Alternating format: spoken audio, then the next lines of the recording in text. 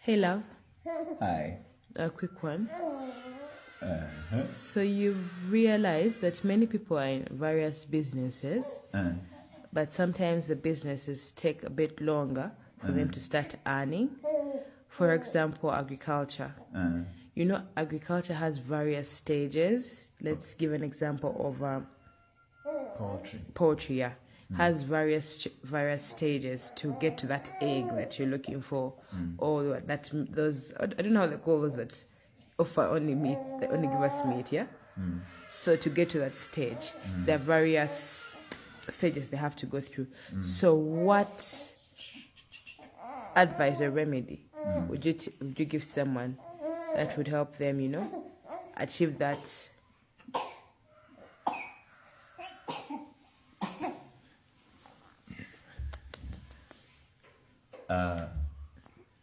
So what you need to realize is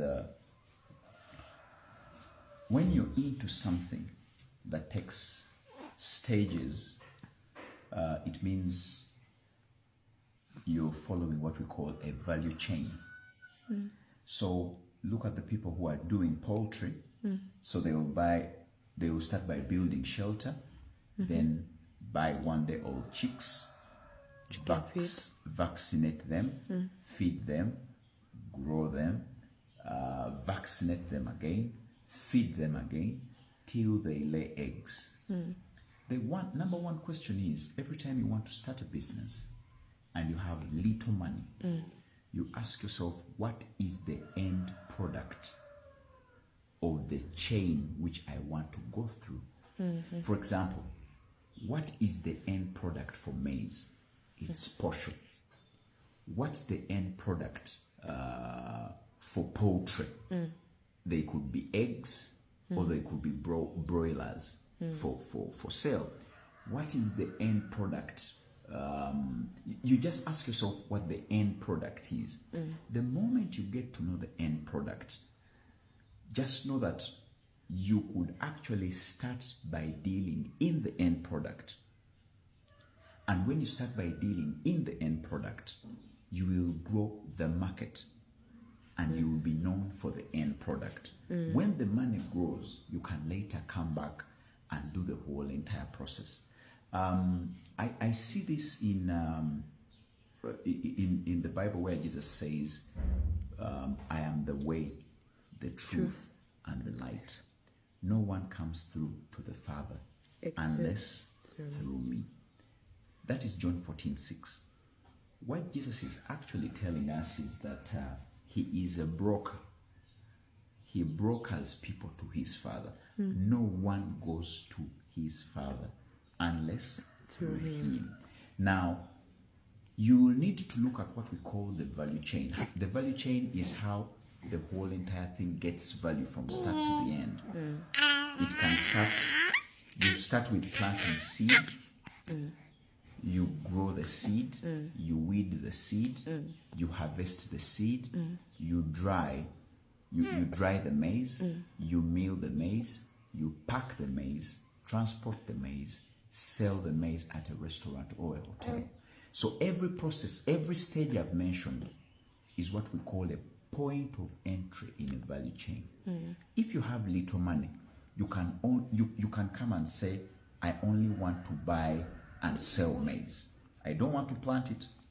I only want to buy what has already been harvested and sell it.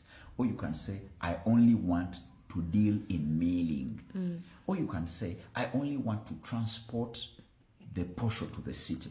Or you can say, I'm going to start up a restaurant and maybe be buying posho. The idea is you need a point of entry. The company that has mastered the company that has mastered value chain and points of entries is called Apple. Apple is the largest company on the New York Stock Exchange.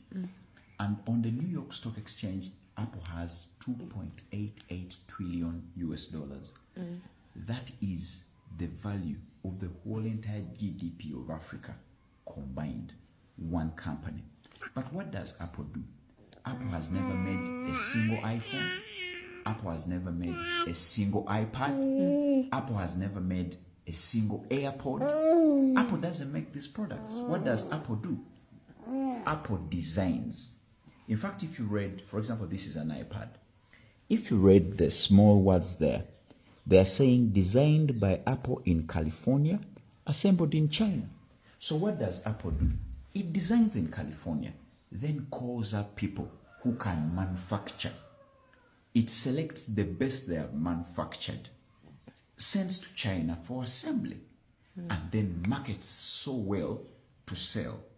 That way, Apple has mastered the value chain. It doesn't go into hiring employees to manufacture. It doesn't struggle with employees who are not performing well. So you could also look at the value chain and look for a point of entry. I'll end with my example. When I'm dealing in land, I know that land has to be cleared, surveyed, you subdivide, you process titles, you market the land, you market the plots for sale. I know the value chain for land. So what I do, I wait when someone has already settled the land, cleared the land, surveyed the land. I only come in the point when the titles have been processed. I get the titles and I market the titles for sale. I do not need to have a lot of money to clear the land, survey the land, process the land. I only come when something has already been done. I've seen the same even in the animal kingdom. A hyena knows it's not fast, but it waits for someone to do something, then it joins in. So I would advise people not to go through the whole entire value chain, because when you're starting up, you have very little money. You risk losing all the money. Thank you.